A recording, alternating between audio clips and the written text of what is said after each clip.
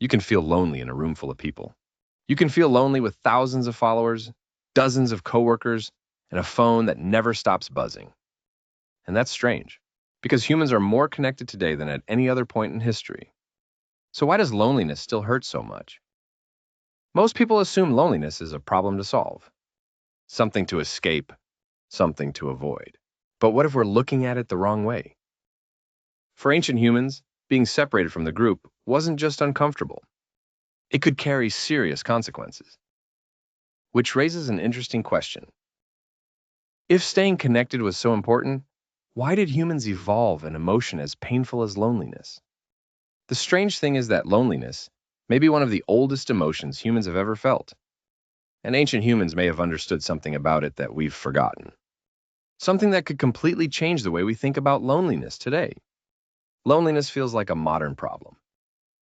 Social media, remote work, people eating dinner alone while scrolling through their phones. It's easy to assume loneliness showed up somewhere along the way, that it's a side effect of modern life.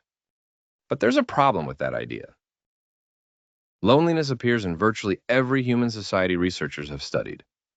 Different cultures, different ways of life. The details change. The feeling doesn't, and that suggests something important.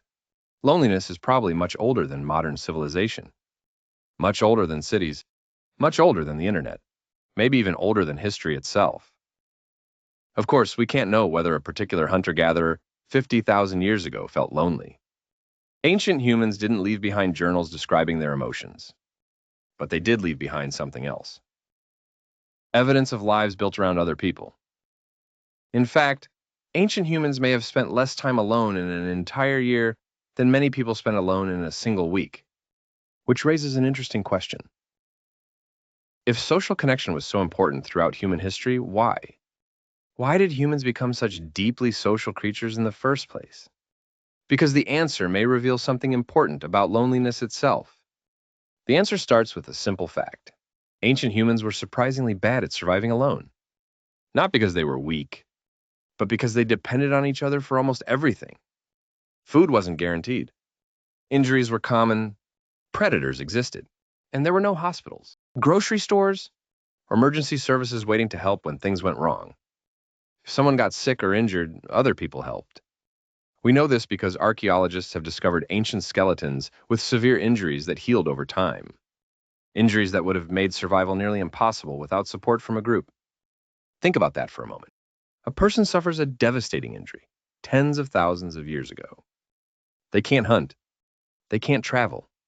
They can't contribute much to the group. And yet they survive.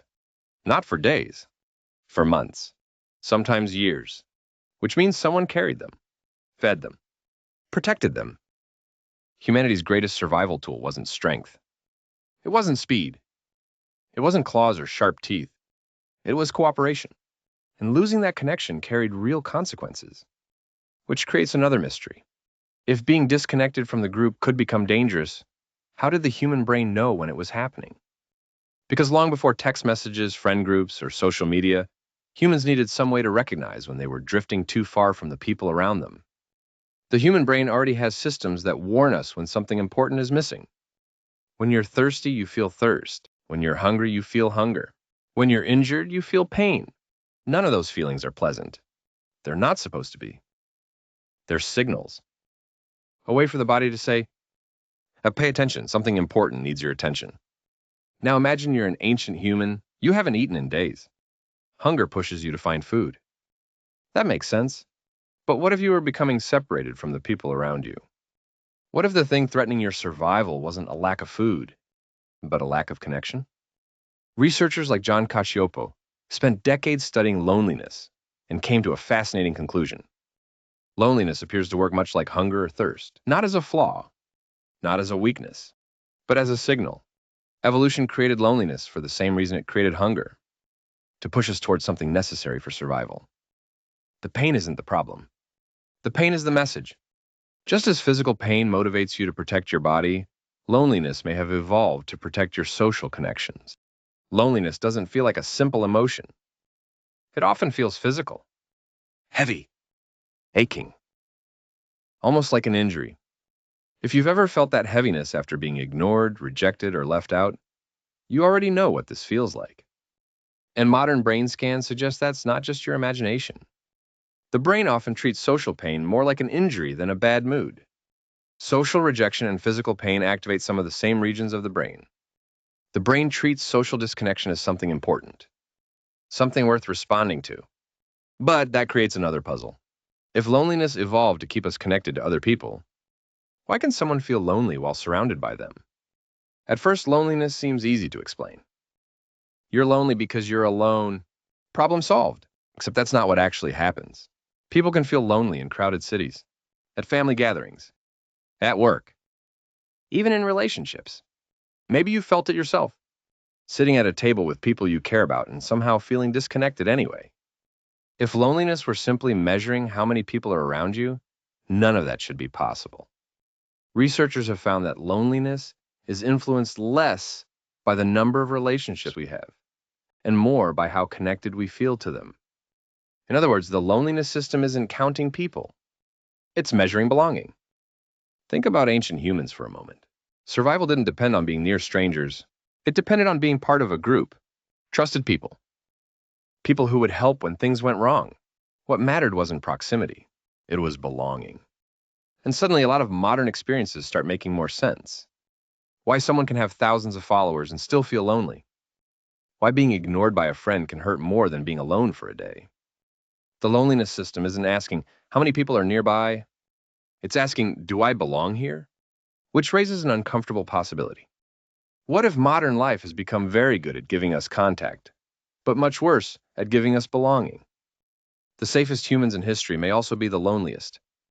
Ancient humans faced predators, starvation, disease, violence.